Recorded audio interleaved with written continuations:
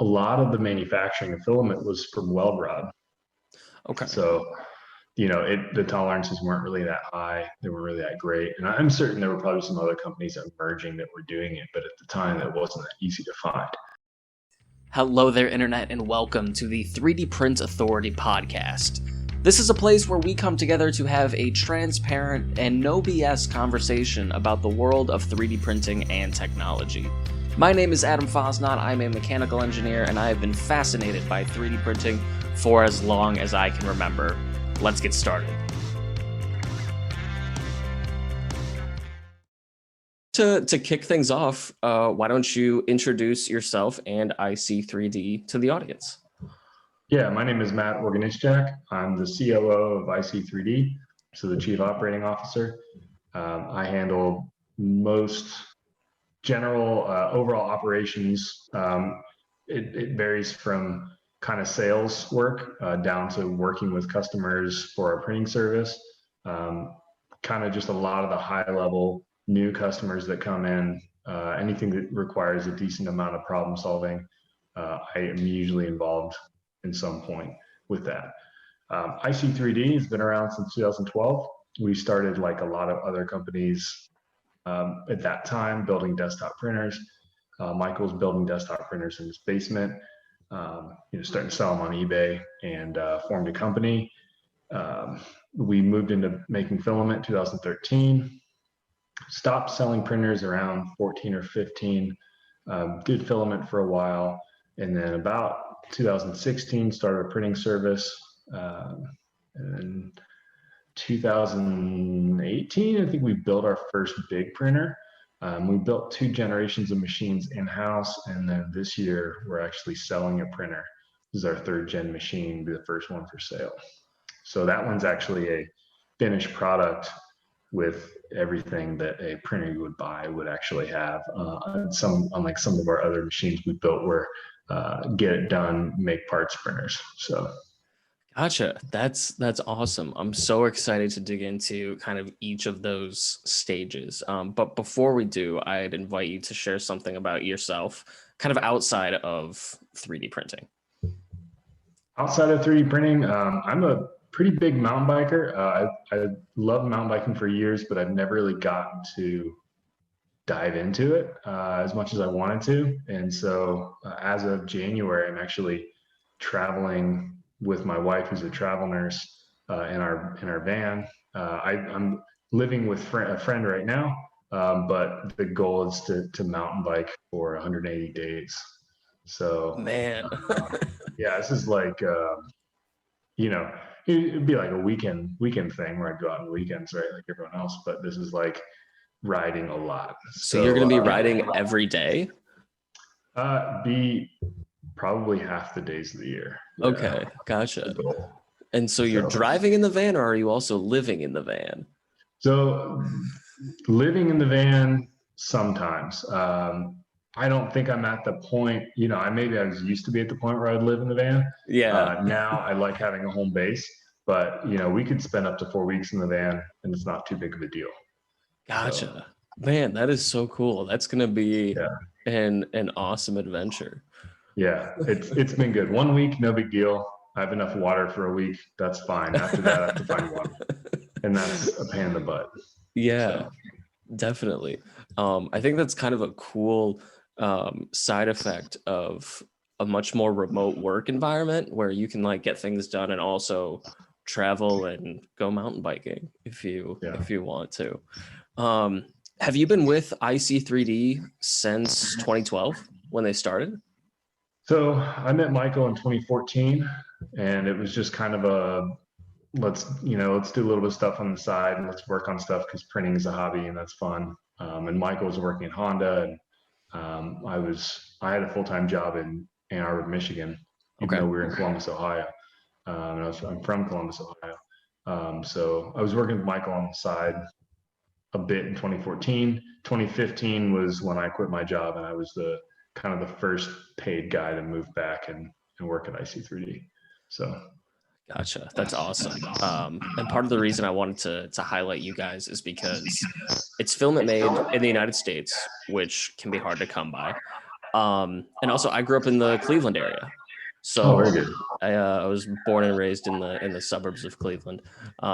So Ohio has a special place in my heart, even though I moved out a couple years ago. Cleveland, Um, very, very underrated. Very underrated. I yeah. like Cleveland. I've heard people say the same thing about Columbus, actually. And my older Mhm. brother lives in the Columbus area. Yeah. Um, anyway, so you two were living in different cities, different states. Um, Hmm. how did you first get introduced to 3D printing? Was it through Mike, or did you have something at work that you were using? No, I was my last year in college. I was just like, 3D printers are getting kind of cheap, and I'd maybe done a few prints in school, like with Stratasys machine or something. Okay. Um, no big deal. Just a little bit of wow, cool. 3D printing's a thing. That's neat. And then, you know, printers are getting cheaper. And then I was doing a little bit of work on the side, helping a guy who builds rally cars in Dublin. Okay. So we built an all-wheel drive Chevy Sonic rally car that raced in the X Games and GRC and all that. And I was like, I have enough of a network to find people who need printing. Why don't I buy a printer and then maybe I can use it to make a little bit of money? Certainly wasn't the first and won't even be close to the last person to ever do that. So I bought one. It was a flash forge creator with the dual heads, like the knockoff of the wooden maker bot, Okay. the last wooden maker bot, the replicator. Yes. Um, and so that was a wooden machine. And I did okay. I paid off the machine, paid, back the machine or made enough money, and I made probably like 5 times what I spent on the machine and all that, and so it was pretty good. And so at that point I graduated and was like, well, I took all this time to get a degree and everything. And I guess I would better get a job, and at least like a high, as an engineer. And it was like I could get a pretty good paying job. So it's like, let's make a little bit of money for a minute. Even though I was, uh, potentially able to start, making 3D printing uh, my business, even though it would have been a stretch at the time with how much cash I was making, but had to make a lot more. So, Gotcha. so I went and got a job, and that lasted 10 months. So 10 months. 10 months. But still, I think there's a lot of value. I ran a printing service in school out of my apartment during my last year or two, so I can relate to Yeah. a lot of what you're saying. But I think there's a lot of value in working for someone else and kind of learning about industry and how bigger companies work. So I think it's cool that you got that experience. Um, so IC3D started selling printers. Were those just open source designs? Yeah, they were, I want to say Mendel Max designs. Michael would probably tell me, I swear they're Mendel Maxes. He might tell me I'm wrong or something, but um, if you look around, you could probably still find a few images of them floating around. I want to say they were like 8 inches cubed or so in the build volume. And so they were one of the open source designs with a little bit of tweaks like everyone kind of made. Okay, cool. Yeah. And then what kind of drove the decision to move from making printers to making filament, if you remember? So he started making filament before I was around. And his main thing was at the time, 2013 or so, there wasn't really a reliable US made filament source. Even the overseas filament really wasn't that great. And I remember using it, in 2013, 2014, thinking kind of the same thing. A lot of the manufacturing of filament was from weld rod. Okay. So, the tolerances weren't really that high. They weren't really that great. And I'm certain there were probably some other companies emerging that were doing it, but at the time it wasn't that easy to find. So he started making filament for that purpose. And then the decision to stop making desktops was purely that at that time there's a lot of competition, and it was kind of like the hot thing to do was start a desktop Kickstarter. There's a lot of people doing it. It was like the amount of support you had to offer for a machine that was cheap over the lifetime of the machine. It was kind of difficult without an enormous amount of scale to make that sustainable. So just didn't seem like something we wanted to continue with at the time. And even the machine we sell now is a lot more prosumer, like way on the high on the industrial side. So Okay, cool. Yeah, the time period that you're referencing, kind of 2012 to 2016, that was what I think of as the big 3D printing boom, where, to your point, there were tons of Kickstarters, lots of low cost machines that came out. And I think it's really cool that you guys kind of started in that era, but have matured and have multiple products and are still around from that kind of that origin story. Um, what material or what materials did you start making filament for at the very beginning? ABS was the first one. That was just the material that Michael started printing. That was the material I started printing too. We were like engineers, and he came from the world where he was used to Stratasys machines, which were Okay. the base materials ABS. And for me, I was like, oh, I'm an engineer. I got to use this engineering material ABS. Looking back on it, I'm not totally sure that was like the exactly, needed to happen that way, but it did. And so he started making ABS, and I started buying his ABS actually before we even knew each other. And it was, it was made in Ohio, and it was local, and price was good, so it made sense. Then he moved into PLA, and at the time, it was he had a line for ABS and a line for PLA, and so there'd be no cross contamination between the two. So that was a pretty big deal.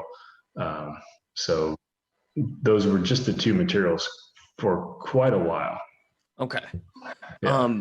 Were these lines just in a garage? Did he have like a rented warehouse somewhere to run these? How big were they? Yeah, he was renting space just outside of Columbus, Okay. in like just a kind of a cheaper area, renting space, and then we had a guy down there that was running them. It was like a contract manufacturing shop, so the people who ran the equipment were also employees of the shop of that building. They also assembled printers for him before we stopped making printers.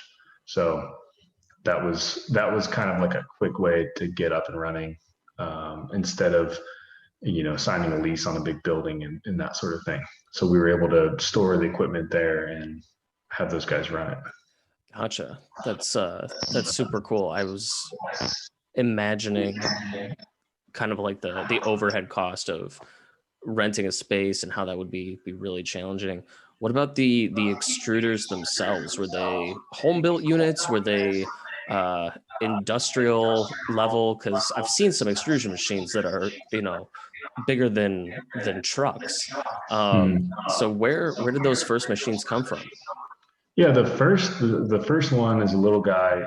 It was a refurbished U.S. made unit, Okay. like an inch and a quarter screw, and it's a full size extruder. It's not very big. I mean, it might weigh. These guys might correct me if I'm wrong. 600, 700 pounds or so. I mean, Okay. it's not small. It's not home built. It is an older thing. It is older unit, but it works. It works fairly well for what we need to do. I mean, extruding filament is it takes generally smaller extruders. When you look at the scale of how big extruders go, they're generally on the small side. Our second one is a more industrial one. It is also a industrial extruder, not a home built thing, and it is significantly larger. It's probably 1,500 pounds or so. Okay. It's a 40 millimeter screw, so it's a little. I mean, as far as screw volume, it's a little bit bigger. It can push a lot more volume. It actually has a melt pump unit on the front, which is kind of a odd thing for a lot of, I think, the filament guys making it. So the melt pump unit adds a lot of consistency. Just requires a lot more cleaning when you switch materials and things like that. Okay. And when you look at the filament making process, what are some of the challenges and things you have to look out for while the machines are running? Hey there, it's Adam. If you're enjoying this video, could you go ahead and tap the like button? It's totally free for you, and through the magic of internet algorithms, it will help more people see the podcast. Thanks. Um, there's like a ton of small little nuances.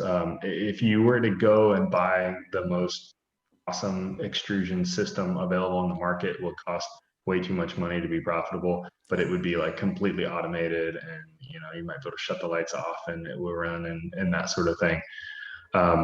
It's all the way from the kind of the beginning of like how clean the material is. Like if you get a tiny piece of wood that fell off of a pallet while it was shipping, if that bag wasn't sealed when they shipped it to you, or it gets dirty, you're going to notice a bump or something come through the filament. And when you cut the bump open, there will be a little piece of something. I've noticed with some materials we've gotten that I knew came from like bulk train carloads or something, we would notice a little bit more contamination than one that was packaged at the plant and shipped to us in a bag, on a Gaylord box with a bag in it. We've got a recycled product that we get, and we've noticed a little bit more contamination, like from that company, not necessarily because of the product, just like where it came from. So coming from starting there, going to your drying process, the material's not dry enough, maybe because your dryer is not functioning, your equipment's not running, or the material has balled up inside the dryer, or I'm just throwing a couple random examples, but that material not being dry is really huge. It'll cause us tons and tons of problems. But those are probably like a lot of the inputs that we notice cause tons of issues. But there's a lot of issues kind of down the line that I think, in the beginning, it seems like there's a ton of problems that you need to solve. And then kind of as we've kind of checked those boxes and knocked off, issue after issue, things have really come in. But probably like the material coming in is still like the biggest, like we kind of have to check it. We don't have as much control over it as we want. Everything else we kind of have control over, except like a power outage. Okay. So we still aren't set up to on that equipment. It's not set up to handle power outages, but it just kind of depends on the day. It's not too big of an issue, but like we have huge water baths. They need to be at a certain temperature. We've built a lot of control to heat those up at 3 a.m. when the guys come in, and make sure that baths aren't taking 3 or 4 hours of work time to heat up, things like that. I would say the quality of the water, you're heating that water, it's pulling a lot of minerals out of the water and depositing it places. So you have to do a lot of treating to that water to figure that out. I mean, that was a lot of work, things, it's a lot of little things like that. It takes a lot of work. Even once you buy that equipment, a lot of things that are out of your control are still being dealt with. So. Yeah, those are all really cool examples that I wouldn't have thought of initially. So when you get a batch of raw material, how do you detect if it's contaminated? And if it is, what do you do with it? Do you just have to throw it out? I mean, there's just a basic visual, like looking on the top. If it's contaminated, often on the top. If you run your hands through it or something like that, you can kind of see if there's anything that looks unusual. You won't be able to inspect the entire thing. But just kind of as it's running, there are some stages when we're moving resin from area to area where it is you're able to visually see it. But generally you're hopefully seeing something in the laser readout if something is occurring. And then we have a hard no-go gauge with a machine die that the plastic actually runs through when we go through respooling. So that's kind of like our secondary gauge of checking if there's a problem. Now, the machine does have a filter inside of it. We call them screen packs. They're metal filters. And there's all sorts of different meshes that you can buy, and you kind of stack them and put them inside the barrel. And those generally catch a lot of contaminants. If you know kind of what contaminants you're used to seeing, you can set the screen packs up to do it a certain way. Okay. Awesome. And so you started making filament, you had a couple different materials. When did printing services start to find their way into what you guys do? Yeah, I think it was just like the network that we had of customers. We could tell there was a need for printing service. And for us trying to diversify a little bit as a small business, you're always trying to kind of say, grab onto anything you're good at and something that you can provide value at. And so, we're printing all the time as a secondary thing to making filament. We're just printing and testing that filament. And so you kind of just see it as a potential business opportunity. Oh, we could print for this customer and that customer, and that would really help us out. And so, printing service is a difficult thing to run, I think. Not saying that anything is easier or harder. They all have their own challenges. But it does take a company who's selling a product and then adding a service, which is a very different sort of thing. At the same time, it really diversified what we did. And I think that you see a lot of companies who have sell printers or make a product, and you also notice somewhere on their website they're saying, "Well, also print stuff for you." And I don't necessarily know if anyone wants to do that as a business. They just want to sell their product. I think they're just kind of doing it out of desperation. Now I say desperation. They're doing it out of need to make money, because it's something they already know how to do and it's in demand. It's a little bit different now. There's a lot of people doing FDM printing services. There's a lot of FDM printers floating around. So it has been, we move now more towards like doing specific types of work. We don't take on certain jobs because we're not profitable at it compared to a guy in his basement. Right. So, you're reading my mind as kind of where I want to go next with this is what types of customers do you typically serve with your printing services? Yeah, we serve a lot of bigger industrial customers, or like their tier ones or their tier twos, like their suppliers. So we have a few OEM customers. In some instances, it doesn't make sense.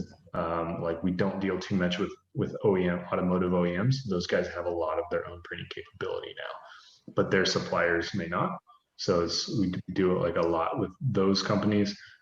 We have some niche services, like we have 6 machines that are very large. 4 of them 4 foot by 4 foot by 3.5 in build volume. So it's not common to see an OEM or a supplier that has that many machines that big. And so we can do a higher volume of big things. Like so take into account like a prototype for a bicycle frame. There might be 7 different sizes of a bicycle frame, and bicycle frame might take 5 or 6 days to print. So, if you've got a big printer and you're a bicycle OEM, you might take you 6 weeks to print all those frames, and that's not fast enough.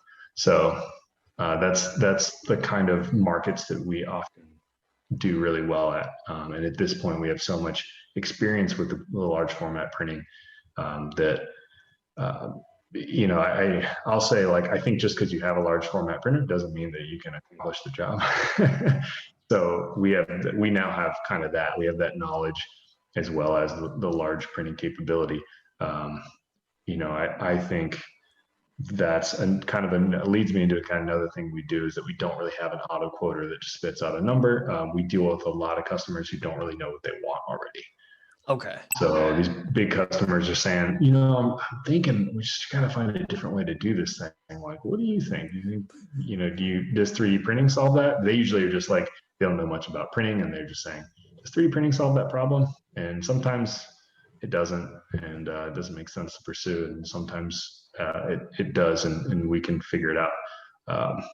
You find a lot of people who know what they want already. And they can be good customers depending on what we do, but those people might already go to like a company quoter, or they might already have their own printer. So okay. The build volume that you described is definitely uncommon. Usually printers are printing in inches, not in feet. Do you find that people are coming to you for just really big prototype parts, or are there applications outside of prototyping that you see coming up a lot? It is often prototyping, which is not anyone in the 3D printing world at this point is kind of getting tired, I think, of doing prototyping. We're all like, come on, let's do the production stuff. I want to hit go over and over and over again. It is often prototyping, but I'll say we find applications where there are jigs and fixtures that are still built with a production, like a semi-production process, only because that's the only way they know how. So people might still have a large shell of a piece that was vacuum formed and they want, 30, 40 parts made. It's still annoying to go to the vacuum former and get a tool made, and the vacuum former is gonna be like, you only want 30, 40 parts. That's annoying. But the parts just so happen to be 40 inches long and, I don't know, 40 inch by 40 inch rectangle or something like that. And then we find that we can be pretty competitive pricing wise doing that. It really helps us out, especially at that size. That's a lot of plastic. So then we get to benefit from having the plastic, the filament manufacturing in-house. That becomes a pretty big deal at that point. Definitely. And when you talk about shipping parts that are that big, those are pretty heavy. And I'm imagining that the shipping costs would become a factor in some way. Yeah.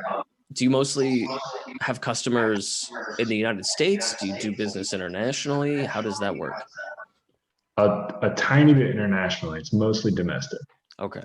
Shipping parts that big would all be done on pallets. So, I mean, I've got examples where we have parts that stack on each other. We've shipped pallets of parts, 3D printed parts, filling a 42 by 42 inch pallet stacked 5 feet tall.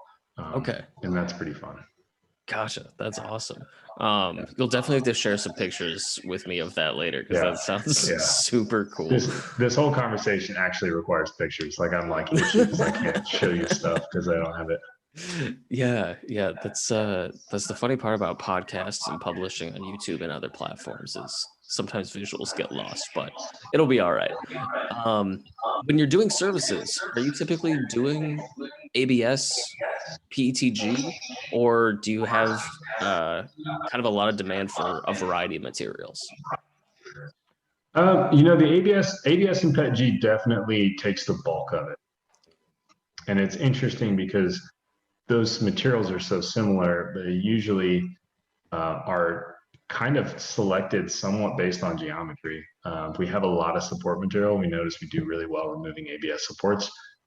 We don't have, our new machine is the first like truly reliable dual head machine. So this will be the first time we'll be starting to use support material or breakaway material all the time. But up until then, we have like 36s and they're still all single head machines. So we do a lot of selection material based on support sometimes. But we've been seeing a lot more demand for TPU, doing a lot more TPU. We do that fairly well, I think. That's just an experience and a little bit of design for the machine. We don't see a lot of the high temp stuff, the all temps and the peaks and the pecs. It seems to be a little uncommon for our customers. A little bit of ASA is starting to make its way in, so we're doing more and more ASA. And then we have a UV PETG product that actually isn't released yet that we've been selling a little bit for ASA here and there. So. Okay, awesome. And do you make all of those different materials in-house? How many are you making in-house today? Today, that is a good question because we have a decent amount of materials we've made for the printing service and they're slated to be released, but they haven't been released yet for one reason or another. But it'd be ABS, PLA, PETG. We have a UV PETG. We have a recycled PETG. We have an ASA. Let's see, we've got 2 TPUs coming out. One's a 70D, one's a 98A. And we're working on a few more. So right now, extruded in-house, I want to say there's a little over 8. It shows a few that we're missing. But if you'll check our website, we don't have a lot of those released. That on the 18th, we are releasing the recycled PETG. And that one has been too long. We've waited to do that. We've been using it for like 9 months already in-house. So we use a considerable amount of it, actually. Gotcha. Okay. Let's dive into that a little bit more since you brought it up. Why recycled PETG versus other materials? And where do you find recycled PETG? Do you have a question about 3D printing? If so, I would love to answer it. Feel free to leave any questions in the comments down below. or go to 3dprintauthority.com/forms to submit your question. Thanks. Or find PETG to recycle into filament. Yeah. No, there's a decent amount to say about this, so I'll try to make it concise. But it starts out with kind of an interest in what you see in the market. You're saying, oh, it's interesting. It's recycled PETG. That would give us all warm, fuzzy feelings that we weren't, using a ton of plastic. And then you find out where the sources for recycled PETG come from. And there's a couple different sources. We use specifically post-industrial recycled material. So this is a lot of wide spec material that is not. It's wide spec material that's really not making spec for some of the virgin PETGs and other grades. So that material is basically trash. And so that material ends up going to be used in just really weird applications. The weirder one that I heard was cornhole bags. Okay. So it's just kind of trash material. And so that material, instead of going to the landfill, was something that we can purchase at a pretty low cost. It's actually really cheap. And that's one of the things I'm most excited about, because it's hard to have a US made filament product that is on that like really cheap end. So that's one thing I'm shooting for. The next place that you can get it from is regrind, which is we've made parts or we've made filament and we chop it up. So that would be another way, and that would is typically called regrind. So in our case, we just got a grinder. It's a really big grinder. It's large enough to put bike frames in. I know I talked about bike frames. Awesome. There's a reason why it's the largest enough to put bike frames in. You can throw whole bike frames in it. It's pretty cool. And so that material is going to go back into our recycled PETG product. So the makeup of that product right now is completely post-industrial waste that we purchase. We are going to be toying around. Do we start adding in regrind from our virgin PETG, which is the product that everyone really likes the most? Do we start putting regrind in from that into our recycled material? We're definitely going to have regrind from post-industrial into that material, and I don't feel like we'll see too big of an issue. But it's definitely something that, because we're able to start recycling some of that material, and it used to be in the 3D printing world, everything had to be virgin because we're looking for highest quality material. Now we're saying we have this product that specifically has regrind and recycled content in it, and people want that, so it's good. So that means we can start recycling, like in this case, I have to buy black dye. We have to buy black dye and dye the material black. If I already have black regrind, I don't have to do that anymore. And so there's definitely cost benefits to doing it. I mean, there's time, there's effort, there's keeping the material clean. As we talked about, contaminants is an issue too. But so, I guess, going back to the original question, you got warm, fuzzy feelings from recycledness. You've got cost is a big benefit. And then the third one, you actually have flow. This material actually flows really well. So when we do the big prints, we usually have like a big nozzle, like a 2 millimeter nozzle or 1 millimeter layer height, something like that. And it actually flows really well. I think really because its temperature isn't as, it doesn't have as high of a temperature resistance as normal PETG. So, okay. It's a little bit degraded, right? It's not as good, but for whatever reason, it gives us this flow. And when you build parts really thick and heavy, like you're going to build furniture, chairs or something, it doesn't really seem to matter. That amount of mass, strength-wise and heat-resistant-wise, it's fine.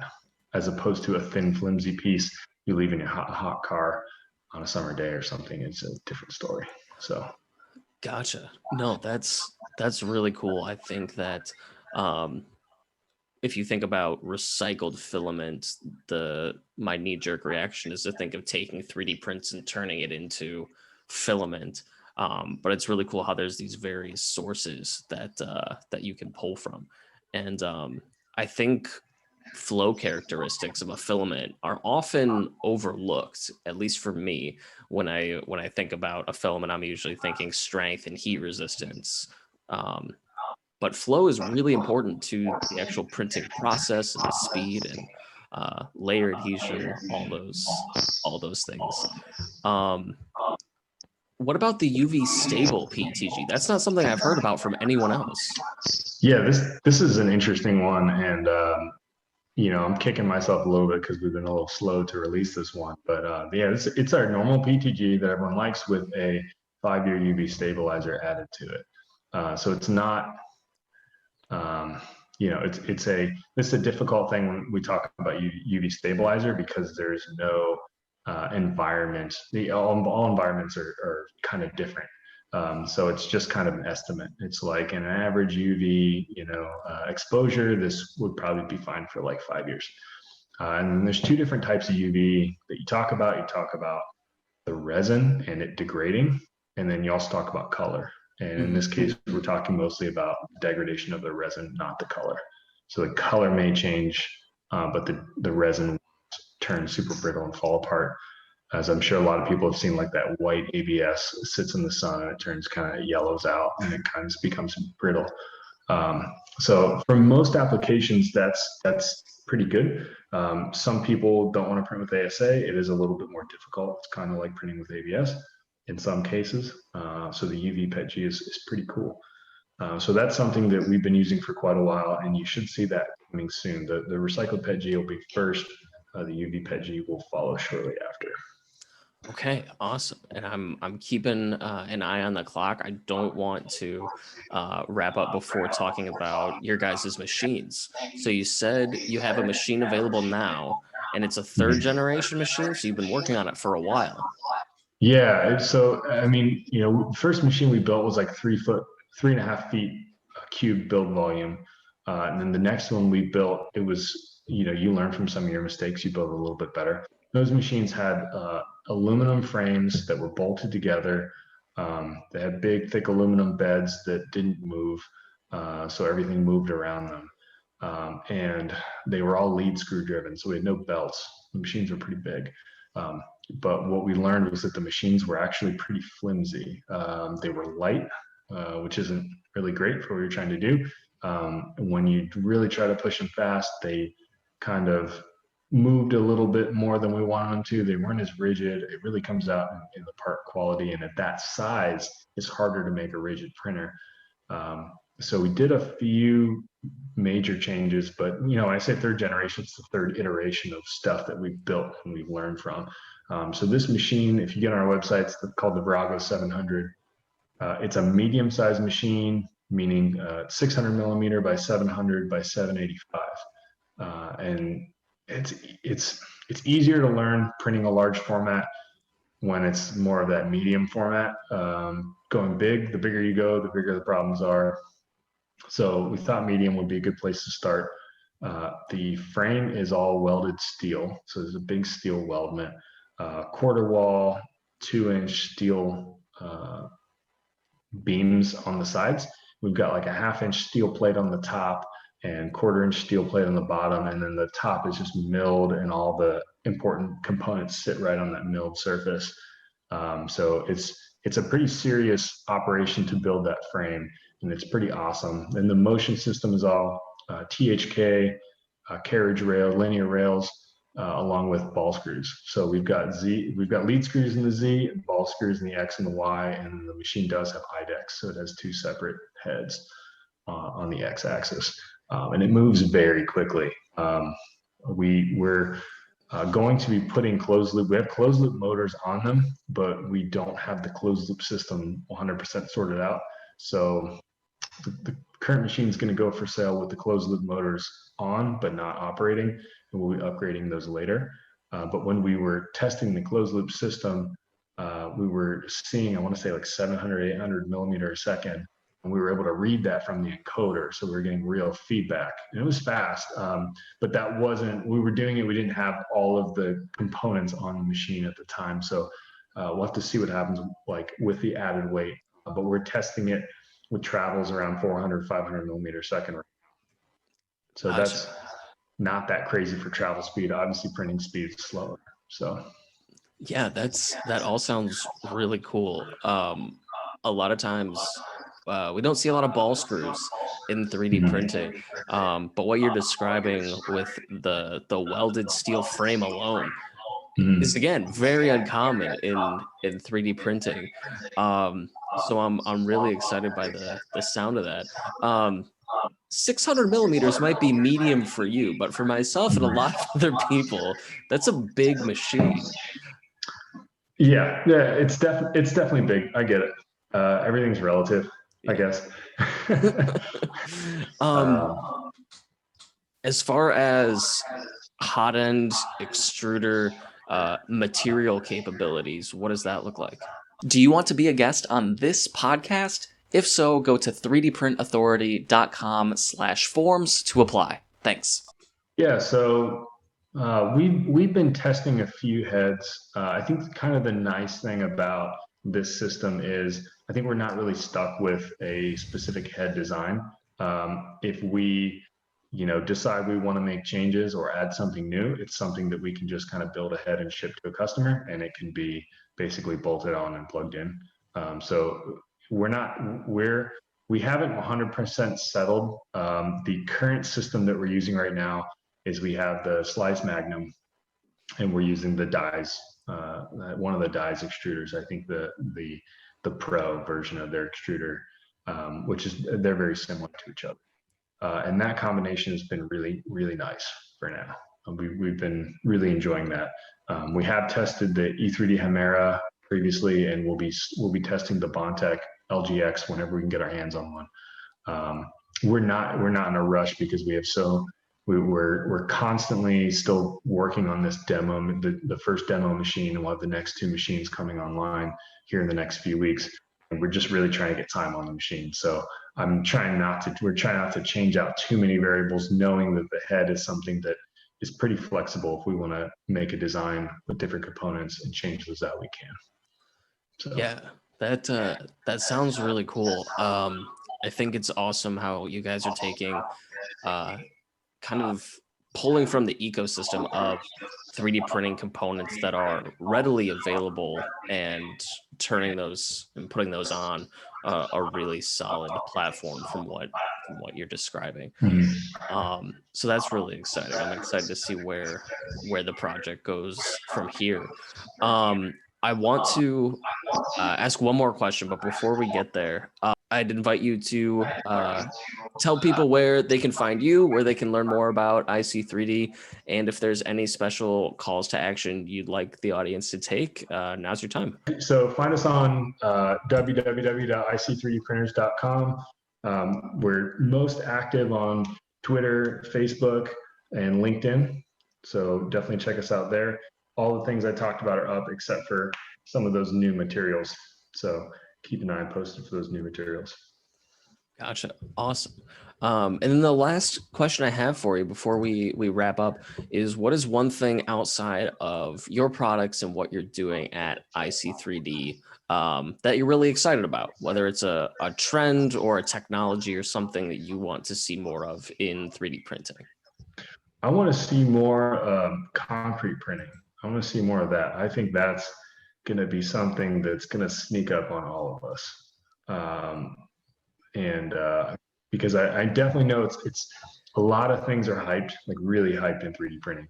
And, that seemed like something that was like really hyped. And then I swear I just saw something where you could, they were actually selling a couple of 3D printed houses. And I was kind of like, oh my gosh, is this actually happening? Not that I don't think it could. It's just like usually that's not something you think would sneak up on you. Like I think like 3D printed dental work just kind of out of nowhere, it was just there and they just did it. And I was like, oh wow, I thought this would have had to go through more trials or something, So that's what I would say. Yeah, that's a really cool answer. Yeah, I've seen so many articles recently about actual homes being for sale in the United States that were 3D printed. And I had the same reaction. It was really unexpected from what I've seen so far. So likewise, I'm really interested to see where kind of that segment of 3D printing goes over time. Yeah, I want to build a 3D printed house. I mean, that sounds great, right? Well, I have to think about it a little bit more before I just jump in and say it sounds great. But Yeah. Someday it'll happen. Thank you so much again for joining me, and until next time. Yeah, no problem. Thanks so much for having me. Thank you so much for taking the time to listen to my chat with Matt from IC3D. After we got off the call, him and the team got back to me with a special offer just for people watching or listening to the podcast. If you go to ic3dprinters.com and enter promo code 3dprintauthority15 when you check out, you will get 15% off your order. If you aren't subscribed to 3D Print Authority, now is the time to do just that before you get on with the rest of your day to make sure you don't miss any future episodes that we publish. Until next time, happy printing.